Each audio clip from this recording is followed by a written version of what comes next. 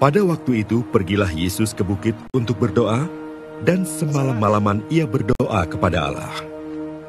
Ketika hari siang, ia memanggil murid-muridnya kepadanya, lalu memilih dari antara mereka 12 orang yang disebutnya rasul. Simon, yang juga diberinya nama Petrus, dan Andreas saudara Simon, Yakobus, dan Yohanes, Filipus, dan Bartolomeus, Matius, dan Thomas, Yakobus anak Alfeus, dan Simon yang disebut orang Zelot, Yudas anak Yakobus, dan Yudas Iskariot yang kemudian menjadi pengkhianat. Lalu ia turun dengan mereka dan berhenti pada suatu tempat yang datar. Di situ berkumpul sejumlah besar dari murid-muridnya dan banyak orang lain yang datang dari seluruh Yudea dan dari Yerusalem dan dari daerah pantai Tirus dan Sidon. Mereka datang untuk mendengarkan dia dan untuk disembuhkan dari penyakit mereka. Juga mereka yang dirasuk oleh roh-roh jahat beroleh kesembuhan. Dan semua orang yang banyak itu berusaha menjamah dia karena ada kuasa yang keluar daripadanya. Dan semua orang itu disembuhkannya. Saudara-saudariku yang terkasih dalam Tuhan kita Yesus Kristus.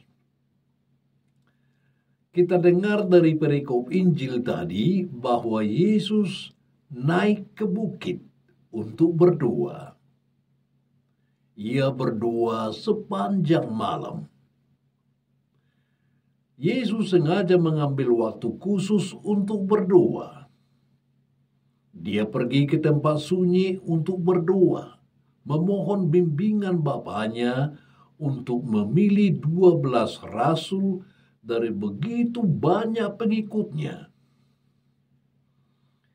Dalam doa itu yang menjadi pusat adalah Allah Bapa. Yesus menaklukkan diri pada kehendak Bapa. Dia berserah pada kepentingan Bapa. Siangnya, Yesus memilih 12 orang menurut bimbingan Allah Bapanya. Jika Yesus mengikuti kehendak manusiawinya sendiri, tentu saja dia akan memilih hanya orang-orang hebat. Dengan begitu, pekerjaannya akan lebih ringan dan efektif.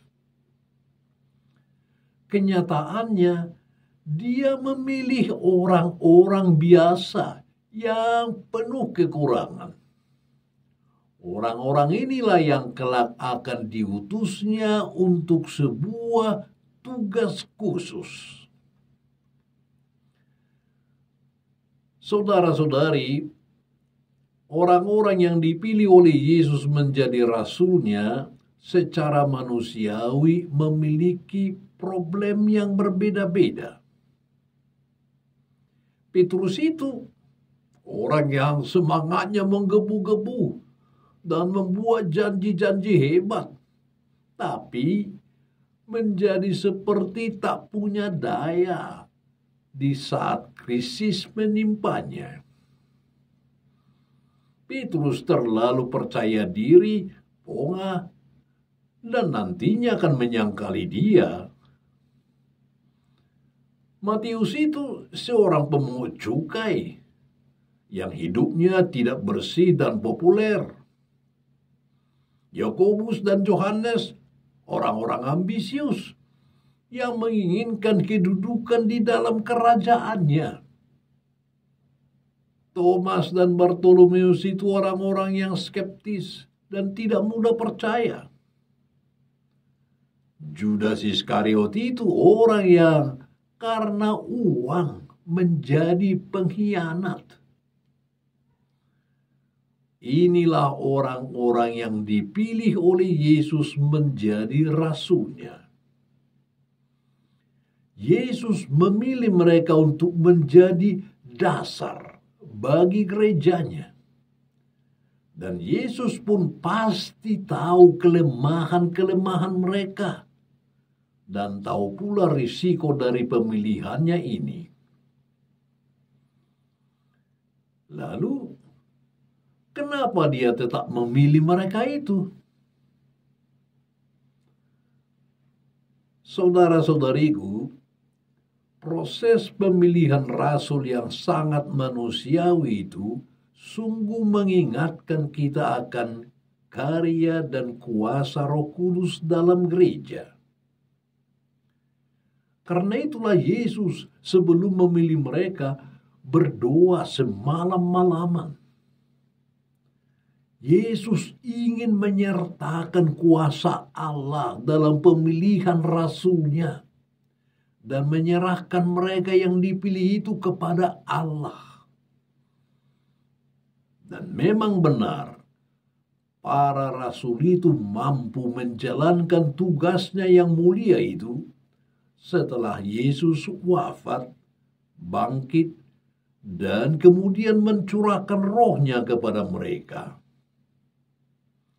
Dengan ini ditegaskan bahwa tanpa kuasa Roh Kudus, mereka itu tidak akan mampu menjadi pondasi yang kokoh bagi gereja Tuhan.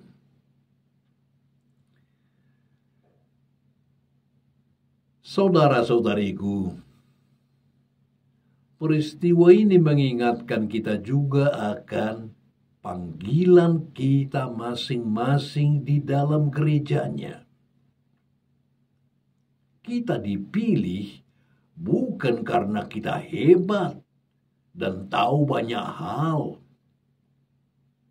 Sebagai apapun kita, sesungguhnya kita pun dipanggil untuk ikut serta dan meneruskan karya para rasul Kristus. Kita percaya bahwa Roh Kudus yang memimpin gereja.